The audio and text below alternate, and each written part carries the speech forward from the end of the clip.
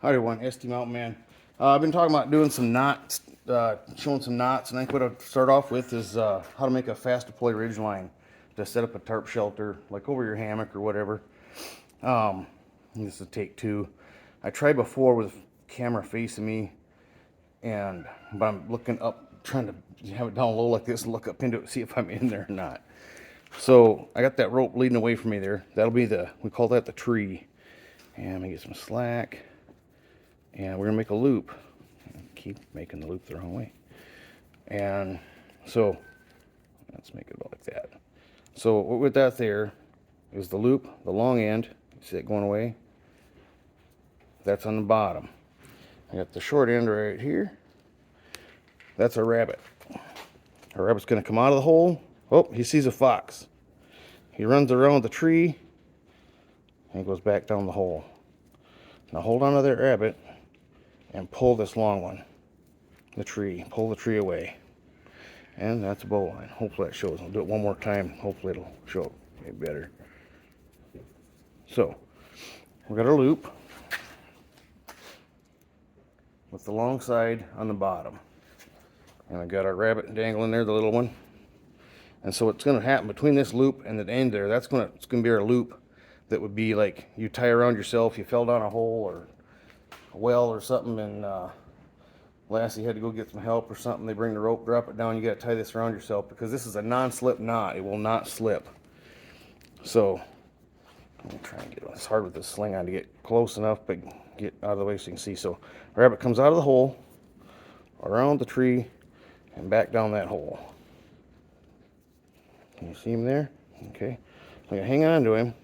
He gets back down in the hole a little ways, and then we pull the tree away. And I got a jagged thumbnail that needs trim, got catching on stuff. So there's that. That's a bow line. I've heard it bow line, whatever. I've always called it a bow line. Just that's how I learn it. So hopefully I was going to show you.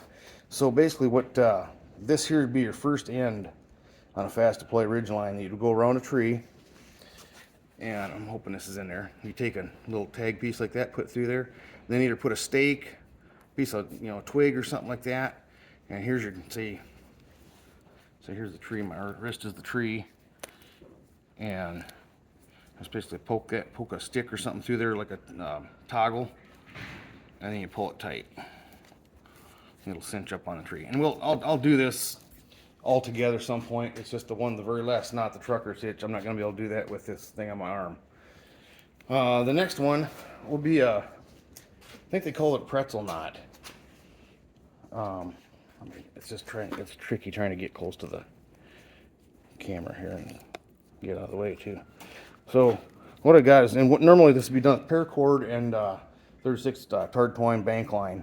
I'm just using a piece of paracord and some orange rope just so you can see it better. So, and what I've done is with these little pieces, they're going to be your tensioner piece. I can't think of the name. The piece that's going to tension your tarp down.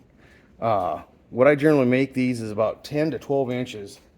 12 is about right. 10's a little short. 11's probably perfect. It kind of all depends on what size of grommet you got on your tarp, to how much room you need to pass it through. I should have got a stool to sit on. Anyway, so we're gonna cross these over. I'm gonna bring this one out a little longer, and I'm gonna take this here. I'm gonna go around, and then back through this little loop I just went around that. I think they call this the pretzel knot. That's what we got there. So I'm gonna just flip this. Easier for me. I'm gonna flip it around, and we're gonna do the same thing with this side. So there's what we got. And that's basically how I make my chokers with the ferro rod and striker on them. That's how I basically make them. Because then you just take these little tags here, you can pull them up tight around your neck or whatever. Let me hopefully this is in there. Let me undo this. Do it again this way. Just take a shot at. So what I'm going to do is leave longer off that side. I'm going to take this here, cross it over, and bring it around. Okay, and just cross back under there and tighten it up. Now I take the side over here. I'm going to flip sides, and we're going to bring that through and back through again, and do the same thing. So then basically what happens is these two come together like this here. There we got our loop that we're going to put on our ridge line then with the next two knots. So let me pause you and get this attached to something quick. All right, I got it tied across something here. Now I just got to look at all my junk in my shed. Anyway, if you can just focus on the knot, not all my garbage. So what we got here is that pretzel knot we made, and it's just like that. And like I said, that's the same thing. That's how I make my necklaces, our chokers. I'll put the ferro rod on there, and then I'll have it looped like this here. And what we'll do is, look, just like I'm going to do now, is a lark's head. You take this here and put this through here, and right there's a lark's head, they call that. And basically that's what I do is down here would be a lark's head with my striker on it, and then the ferro rod slides down, the little toggle type ferro rod to slide down. Let me bring it down a little bit. I don't know if you've seen how I did that. So anyway, yeah, you just wrap this over lay it over the top of the paracord, and this would be bank line, and you just take the one through the other end and tighten it up, and that right there is a lark's head. Now what we're going to do, we're going to go through a couple more times, and that's called a pressic.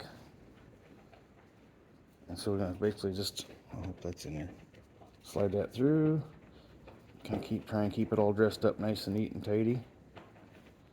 And we're going to do it again. I probably should have wrapped it the other way so it was easier to see, maybe, I don't know. Hopefully it shows up. Alright, I've got it all dressed up nice and neat. Pretty good. So there we go. Now what you do is, after you have your one end tied into the tree and you go across and tie your trucker's hitch, you'll have this on your very first end where your toggle's at, where the bowl line's at, and you just run it around, put a stake or stick or something through there.